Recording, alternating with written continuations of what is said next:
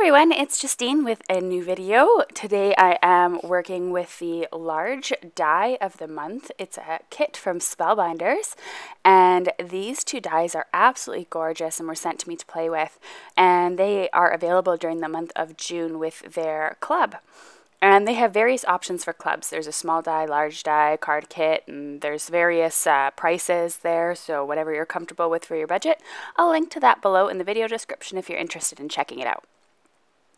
I'm going to be using some black cardstock to cut out the outline, and I'm going to be using some glitter paper from Simon Says Stamp in order to fill in all the little areas. So I'm going to use my GEMINI Junior to cut this out, which means I have to place my die face up with the cardstock on top, and when I cut it out you can see that this intricate die just cuts out so easily.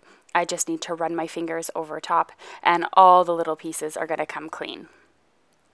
So now that I have everything all done here, I'm just going to work on a piece of white paper here so that you could see them. And they are just so gorgeous. I love the intricacy of them. I love that they're both very different. One you can use sort of as an up and down, one kind of fits in the corner.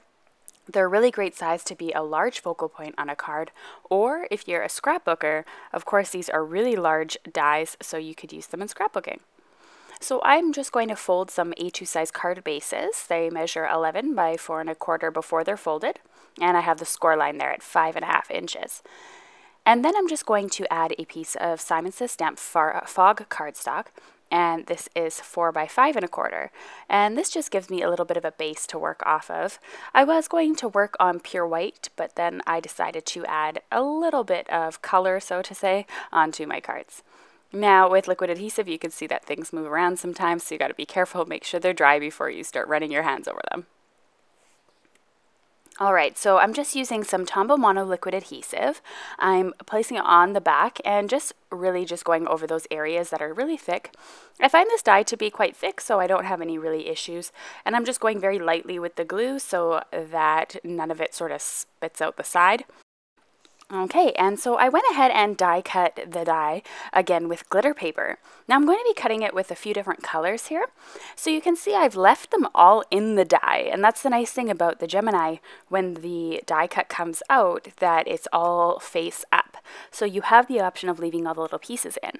And I'm adding glue to my first flower, that liquid glue. I find it easiest to use with liquid glue here rather than a tape runner. But as I said, you could have put stick-it paper on the back of your die and all the pieces would have had then adhesive on the back, but that's completely up to you. So now that I finished putting glue on all the little pieces, I'm going to grab a piece of I'm going to grab my tweezers, and I'm just going to pop out each of the pieces. I like to start with the large pieces first, but this just keeps all of the little pieces in place while you're doing this, so it doesn't get complicated as to what belongs where and you're not guessing. I think this just makes it just the easiest way to do it.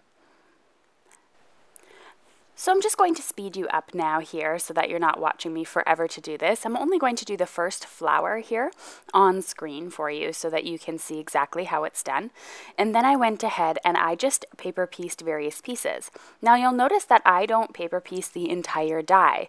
I picked and chose different things.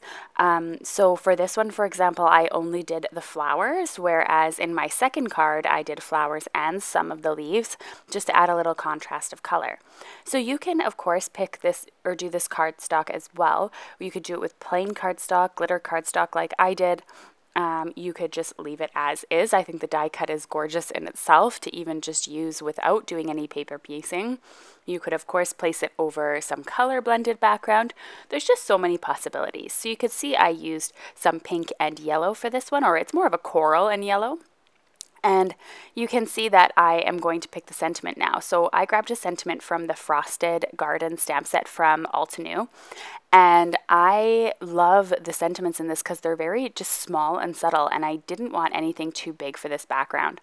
So you can see here that I had done also a second card in blue, teal, and green. And I am going to stamp a thank you here on the side from that Frosted Garden set using some charcoal ink from Hero Arts. And then I am going to stamp for this blue one here.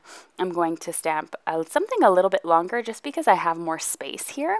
And I'm going to stamp Sending Hugs, which is perfect because I could use it for a sympathy card or anybody that just needs something to brighten their day. So those are the 2 cards using the Spellbinders large die kit of the month. And I hope you're interested in checking out their program. They have some really great dies, and they were wonderful to meet at Creativation. So if you're interested in checking out some more videos, I have quite a few paper piecing videos if you liked that technique, and you can go ahead and subscribe to my channel if you'd like. Thanks so much for watching, everyone, and have an awesome day.